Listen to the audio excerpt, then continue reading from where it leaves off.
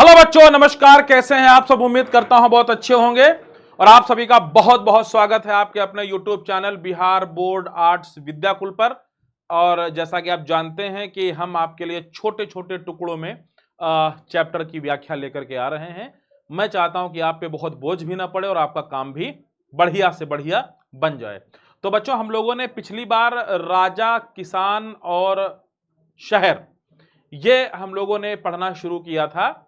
राज्य, किसान और शहर, या जमींदार, किसान और शहर करके। तो ये हमारा 8वां चैप्टर है और ये मुगल काल की पूर्व भूमिका है। बेसिकली हम लोग इसमें देख रहे हैं मुगल काल के दौरान भारत में कृषि की व्यवस्था कैसी थी, मुगल काल के दौरान भारत में सिंचाई की व्यवस्था कैसी थी, मुगल काल के दौरान क्या क्या किसानों को रियायतें दी जाती थी, मुगल काल के दौरान कितने प्रकार की फसलें होती थी और क्या कुछ होता था। इन सारी चीजों की चर्चा हम लोग इस चैप्टर में कर रहे थे। पिछले वाले लेक्चर में जो हमने शायद शनिवार को लिया था, उस लेक्चर में आपने देखा था कि हम लोगों ने एक नॉर्मल सा परिचय लिया था और हमने उसमें अबुल फजल की आयन अकबरी का जिक्र किया था। और उसी में हमने आपको बताया था कि उस समय किसान दो प्रकार के होते थे, पाही काश्त और खुद काश्त।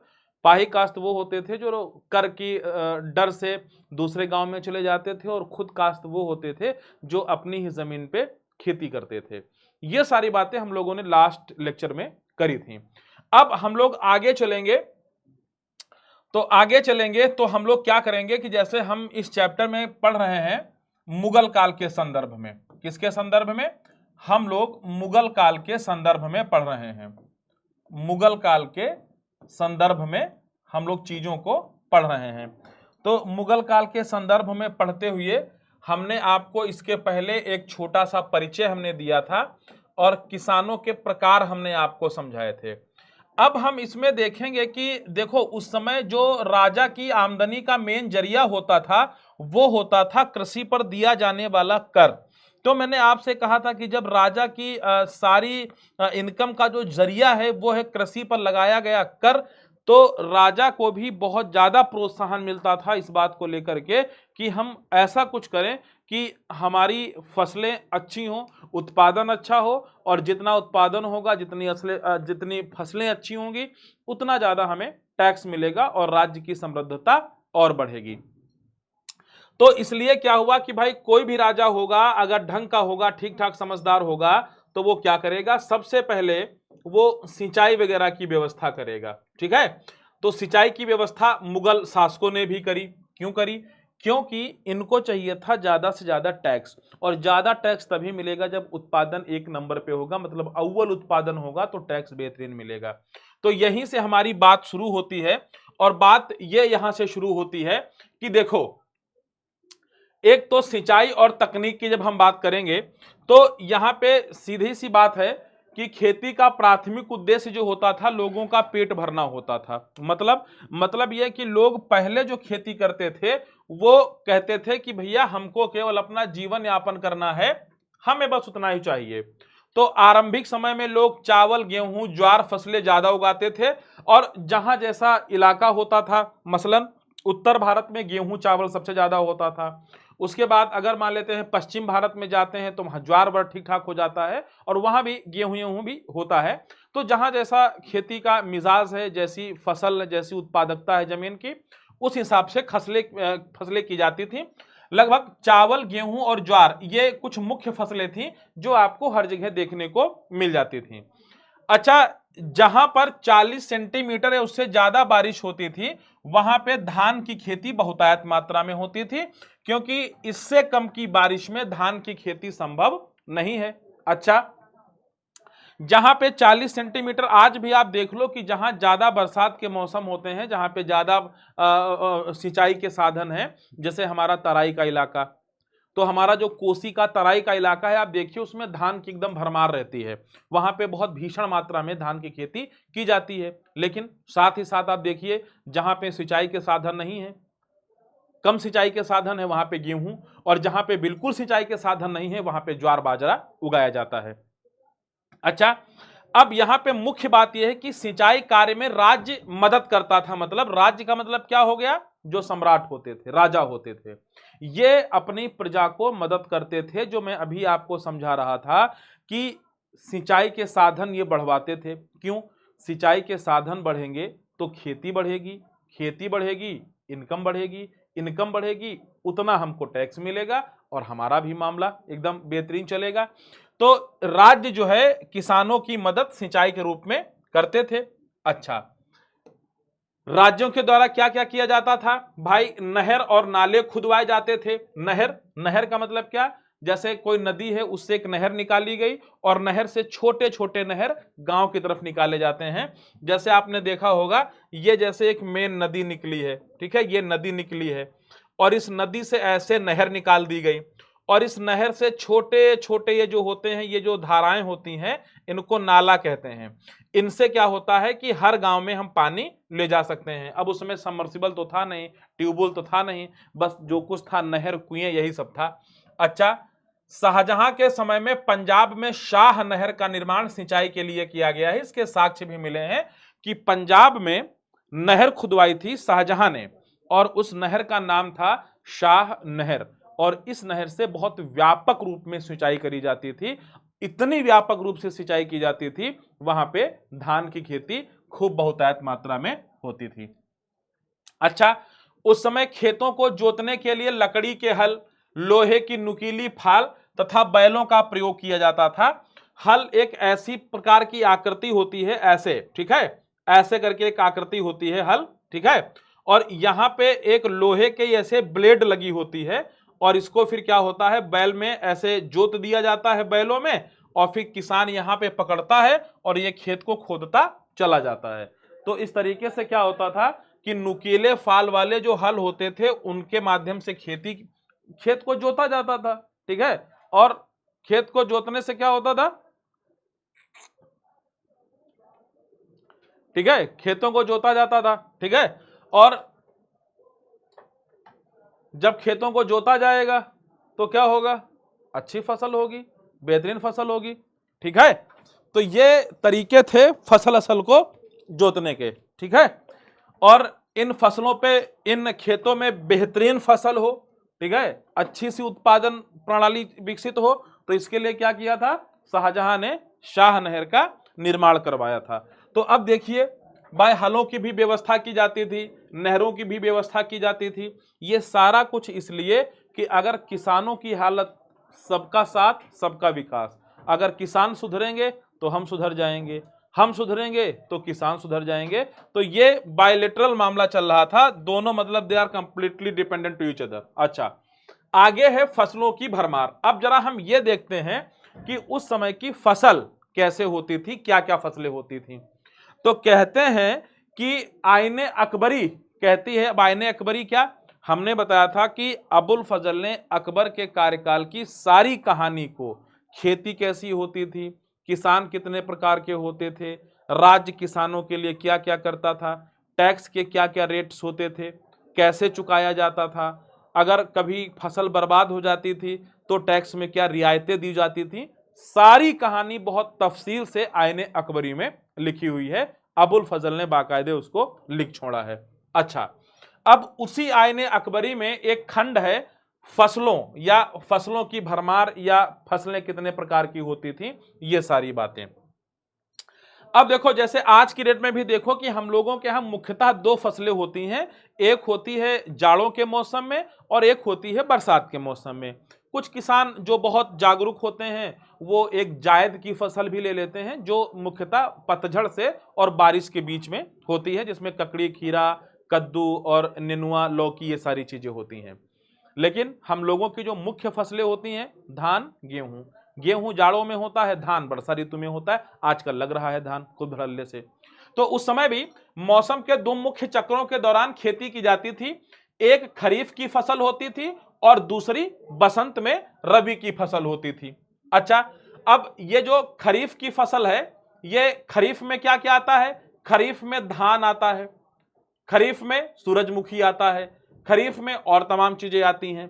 ये जो खरीफ की फसल होती है ये बरसात में होती है, मेनली ये क्या होती है, बरसात में होती है, और बसंत ऋतु में रबी की फसल होती है।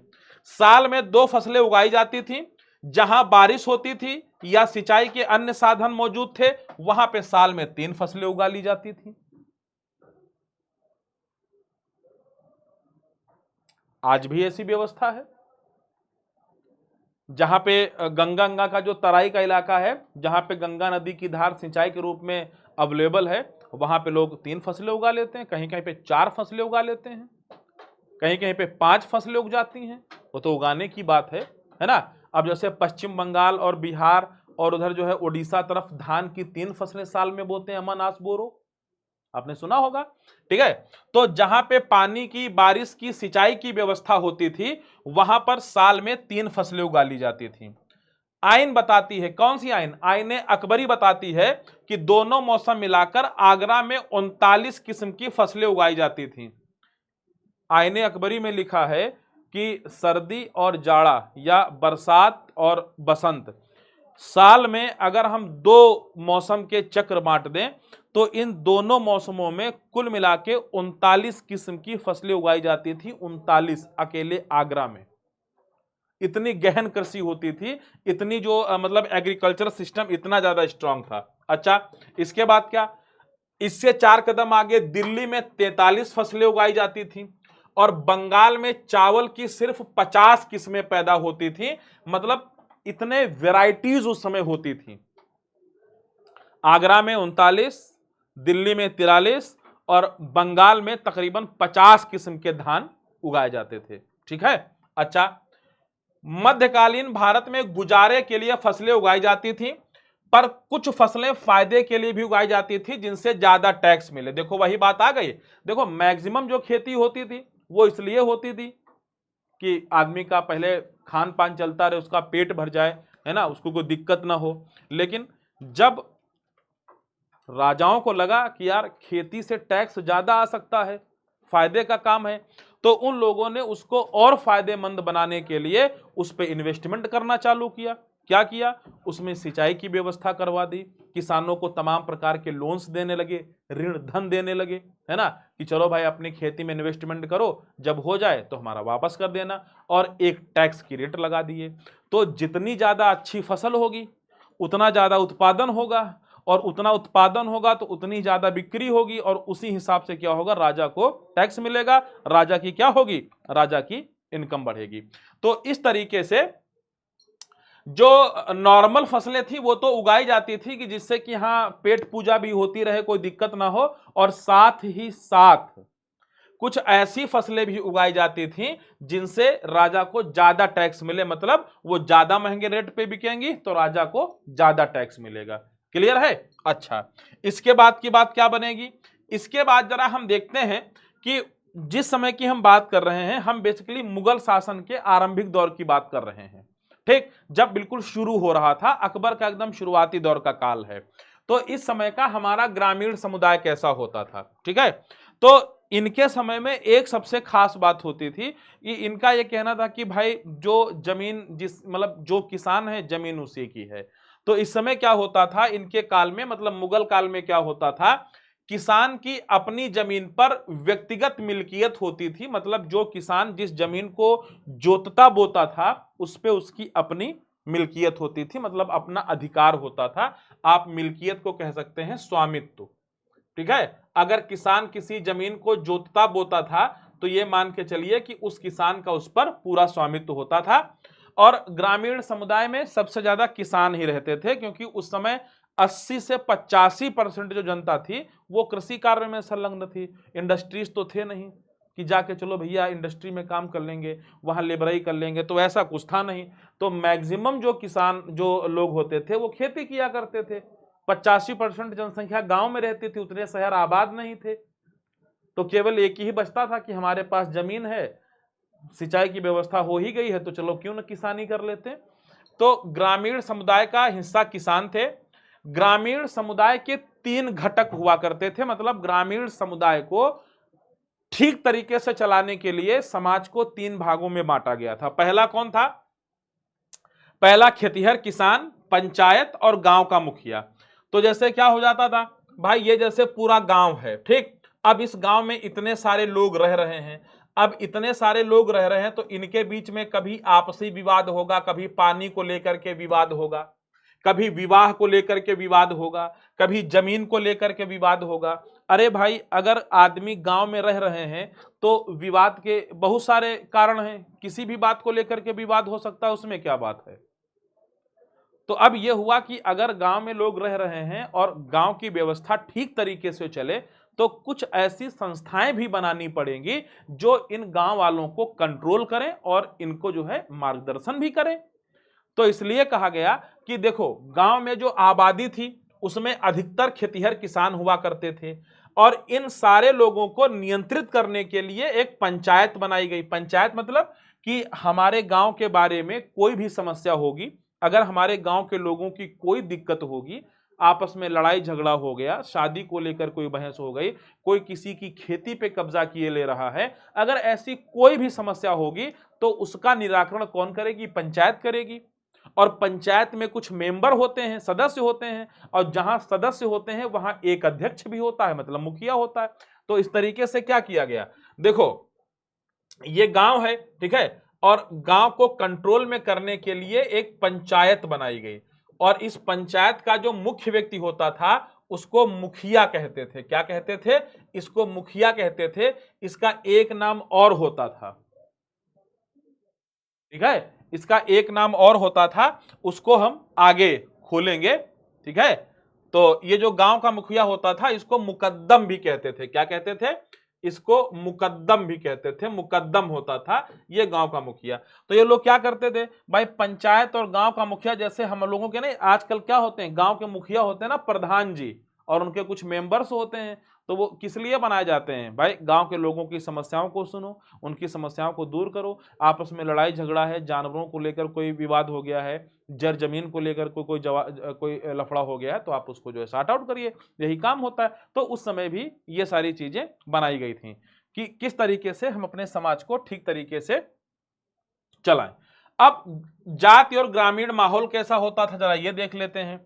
अब देखो, गांव में क्या होता था, जातिगत भेदभाव तब भी चल रहा था, ऐसा नहीं कि जाति की जड़ें नहीं थी, तब भी थी। जातिगत भेदभाव के कारण खेतिहर किसान कई तरह के समूहों में बटे हुए थे। किसानों में भी बहुत सारे प्रकार थे, ठीक है। तो जैसे किसान हैं, ठीक है, तो इन किसानों को भी कई भागों में बांट दिया गया था, ठीक है। कुछ बड़े किसान होते थे, कुछ जमींदार होते थे। अब कुछ क्या होते थे, कुछ किसान ऐसे होते थे जो भूमि के स्वामी होते थे भाई, जिन्होंने खूब बड़ी बड़ी जमीनें बना ली। लेकिन बहुत से लोग ऐसे होते थे जिनके पास कुछ भी नहीं होता था, जो केवल मजदूर के रूप में काम करते थे। स्वाभाविक सी बात है।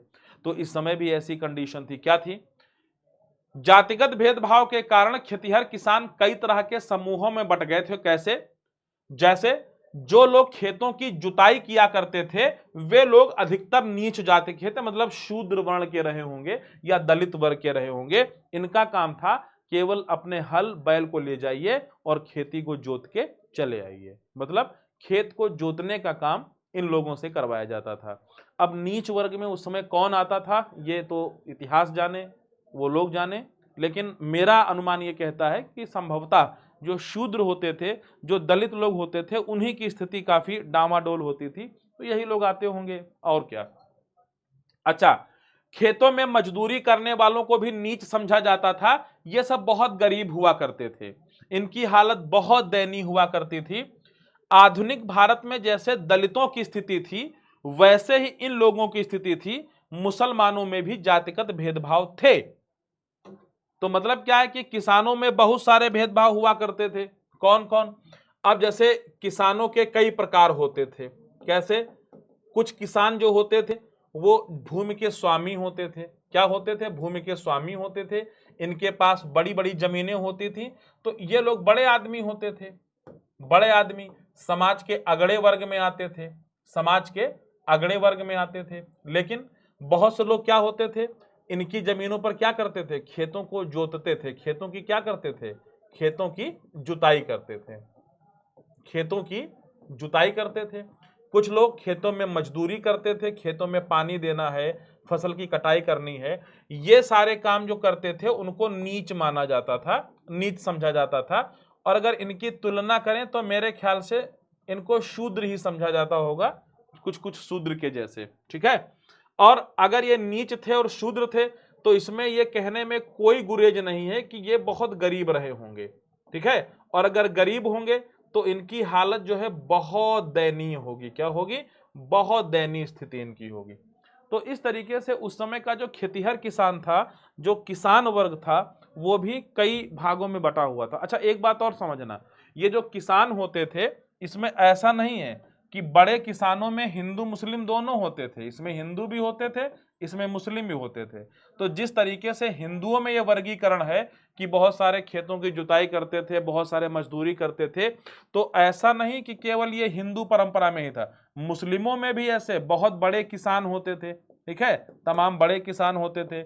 इसके बाद तमाम श्रमिक होते थे, मजदूर होते थे, तो इनकी स्थिति इनकी अपेक्षा बहुत कमजोर होती थी। तो इस तरीके का एक किसानों का वर्गीकरण उसमें होता था, ठीक है।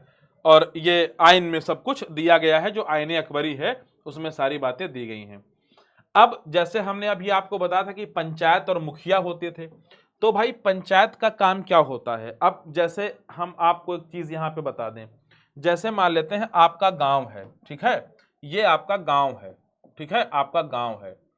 तो अगर आप गांव में रहते हैं तो आपके गांव में ऐसा नहीं है, बहुत सारे किसान भी रहते होंगे, ठीक है, बहुत सारे मजदूर भी रहते होंगे, ठीक है, और बहुत लोग जो है जो कारीगर हैं वो भी रहते होंगे, ठीक है, कुछ लोग खेती नहीं करते, मजदूरी में कारीगर रहते होंगे, ठीक है, तमाम व्यापारी भी रहते होंगे। तो गांव में तो भांति भांति के लोग रहते हैं। अब अगर गांव में मान लेते हैं कुल मिला के गांव वालों की जो आबादी है, ये सारी आबादी मिला करके मान लेते हैं ये 500 लोग हैं गांव में, मान लेते हैं 500 लोग हैं, ठीक है। अब ऐसा तो नहीं है कि ये 500 लोग हमेशा भाईचारे की भावना से चलेंगे। अब इन 500 लोगों में क्या होंगे? इन 500 लोगों में कुछ लोग गरीब होंगे, ठीक है, कुछ लोग मध्यम लेवल के होंगे, ना अमीर ना गरीब, बस रोटी दाल चल रही है। कुछ लोग बहुत अमीर होंगे, क्या होंगे? बहुत अमीर होंगे। और कुछ लोग क्या होंगे? जमींदार लेवल के लोग होंगे, क्या होंगे? जमींदार होंगे। तो अच्छा, गांव में जमीन होगी, जानवर होंगे, बहुत सारी चीजें होंगी, तो ये तो स्वाभाविक सी बात है कि इन लोगों के बीच में टकराव होना तो स्वाभाविक बात है। तो आपस में संघर्ष तो चलता रहता होगा ना भाई। अगर इनके आपसी संघर्ष को रोकने के लिए कोई ऐसी संस्था नहीं होगी, कोई उपाय नहीं होगा, तो ये तो आपस में लड़के मर जाएंगे। तो इसलिए व्यवस्था की गई कि भाई ग्रामीण लेवल पर, अच्छा, इन लोगों की बहुत सारी समस्याएं होंगी, जैसे आज की डेट में जैसे आपके गांव में है कि भैया सड़क नहीं बनी है, बिजली नहीं आ रही है, पीने का पानी नहीं है, जानवरों के लिए चारागाह नहीं है, गौशाला नहीं है, खड़ंजा नहीं लगा है, अभी नालियां देखो पानी बाहर आ रहा है, अक्सर समस्याएं होती हैं। तो उस समय भी समस्याएं रहती होंगी। तो ग्रामीण समुदाय की समस्याओं को समझने के लिए, उनकी समस्याओं का समाधान करने के लिए, साथ ही साथ लोगों के आपसी संघर्ष को कम करने के लिए क्या बनाई गई? पंचायत बनाई गई। क्या बनाई गई? पंचायत बनाई गई। अब पंचायत में होता क्या था? पंचायत में कुछ सदस्य होते थे जो गांव के ही होते थे। क्या होते थे? पंच परमेश्वर, है ना, कुछ सदस्य होते थे, और इन सभी सदस्यों पर एक अध्यक्ष होता था। क्या होता था? अगर कहीं सदस्य होंगे तो अध्यक्ष जरूर होगा, और यही जो अध्यक्ष होता था ये क्या कहलाता था? यही अध्यक्ष जो है ये मुखिया कहलाता था। क्या कहलाता था? यही अध्यक्ष जो है मुखिया कहलाता था। और इसका काम क्या था? इसका काम यह था कि गांव के लोगों में लॉ एंड ऑर्डर मेंटेन रखना, गांव के लोगों को नियंत्रित रखना, उनमें नियम कानून को बनाए रखना।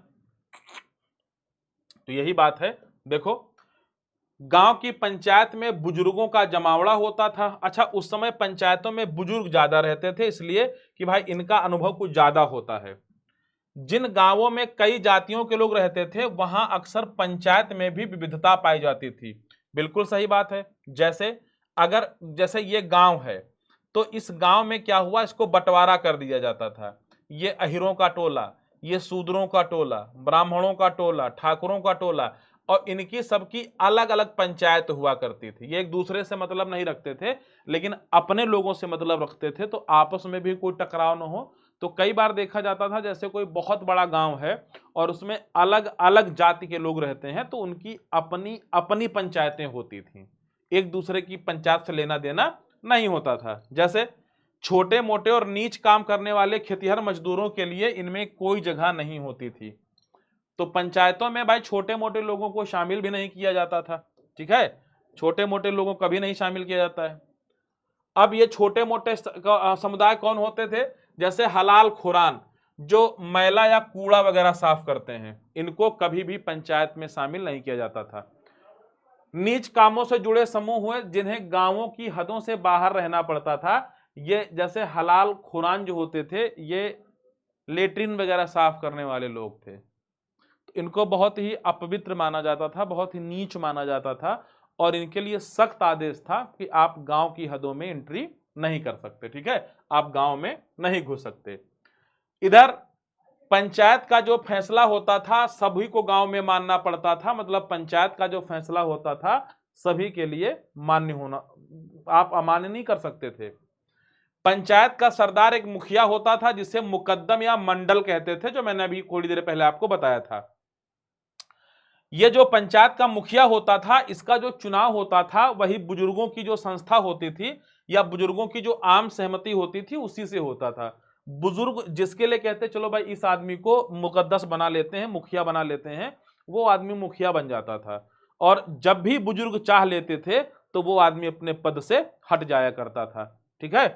तो वही बात है कि मुखिया का जो चुनाव होता था बुजुर्गों की आम सहमति से होता था, और इस आम सहमति के बाद जैसे मान लेते हैं बुजुर्गों ने हमको मुखिया बना दिया, फिर हमको क्या होता था कि जो हमारे नजदीकी जमींदार हैं, जो मतलब बहुत बड़े आदमी हैं, हमें उनसे इसकी मंजूरी लेनी पड़ती थी कि हुजूर हमको मुखिया बनाया गया है, क्या आप मुहर लगाएंगे? अगर जमींदार भी मुहर लगा देते तो समझो हम मुखिया नामित हो गए, हम मुखिया तामीर हो गए। अच्छा, मुखिया अपने ओहदे पर तभी तक बना रहता था जब तक गांव के बुजुर्गों को उस पर भरोसा रहता था, और अगर गांव के बुजुर्गों ने सोचा कि अरे यार गजब आदमी को हम बना दिए हैं मुखिया, ये तो एकदम सब चौपट किए दे रहा है, तो वहीं से आपका मुखिया पद समाप्त हो जाता था। तो कहने का मतलब यह है कि जो पंचायत होती थी उस समय, ठीक है, इसका काम होता था कि अपने गांव में सारी व्यवस्था को चाक चौबंद रखना, किसी का किसी से लड़ाई झगड़ा ना हो, यह सब देखे रहना। और इस पंचायत का जो मुखिया होता था, इसका जो चुनाव होता था या इसकी जो नियुक्ति होती थी, वो बुजुर्गों की एक आम सभा या आम सहमति के द्वारा होता था। वही बुजुर्ग जो इस पंचायत में सदस्य होते थे, और ये बुजुर्ग जिसका नाम बोल देते थे वो मुखिया हो जाता था, उसको मुकद्दस या मंडल भी कहते थे। लेकिन अगर बुजुर्गों को बाद में लगा कि अरे यार ये व्यक्ति तो काम कमीना निकला, ये इस लायक तो है ही नहीं, तो आपको तुरंत उस पद से हटा दिया जाता था। तो इस तरीके से ये हम कह सकते हैं कि उस समय बुजुर्गों का जो मामला था वो थोड़ा सा टाइट था, ठीक है। और इसके बाद क्या है, गांव के आमदनी व खर्चे का हिसाब किताब अपने निगरानी में बनवाना मुखिया का मुख्य काम होता था। वही गांव में जो कुछ भी आमदनी हो रही है, जो भी फसल हो रही है, उन सबका आय व्यय का लेखा जोखा मुखिया काम करवाता था। पंचायत का खर्चा गांव के आम खजाने से चलता था, जिसमें हर व्यक्ति अपना योगदान करता था। पंचायत का एक कोष बना दिया गया था, और ग्राम सभा के हर व्यक्ति से कहा गया था कि आप अपनी सामर्थ्य के अनुसार इसमें अपना धन एकत्रित करेंगे, जिससे कि और लोगों का भी काम धाम चलता रहेगा।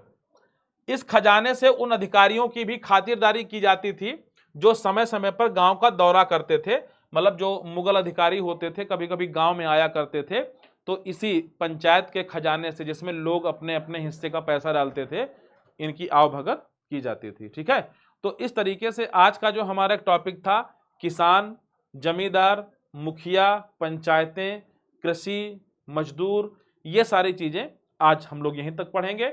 फिर इसके बाद इसका फाइनल कंक्लूजन हम लोग देंगे, इसमें आगे हम लोग पढ़ेंगे आईने अकबरी के बारे में, और उस समय का समाज कैसा था, ये सारी चीजें हम लोग अगले वीडियो में पढ़ेंगे।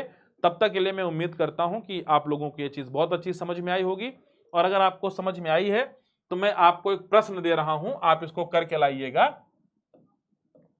ठीक है। ये आपका होमवर्क है, आप इसको करके लाइएगा, ठीक है, ये आपका होमवर्क है, और एक प्रश्न लिखिएगा।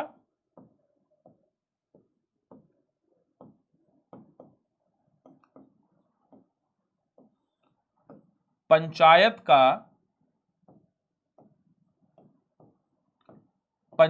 का क्या अर्थ था? सिर्फ इतनी सी बात आपको लिख के भेजनी है कि पंचायत का क्या अर्थ था, ठीक है, क्या थी पंचायत। तो चलिए हम लोग मिलते हैं नेक्स्ट वीडियो में। अगर आपको वीडियो अच्छा लगा हो तो ये रुकना नहीं चाहिए, क्योंकि हम चाहते हैं आपको बिहार बोर्ड का स्टेट टॉपर देखना। थैंक यू वेरी मच, मिलते हैं नेक्स्ट क्लास में, तब तक के लिए जय हिंद जय भारत।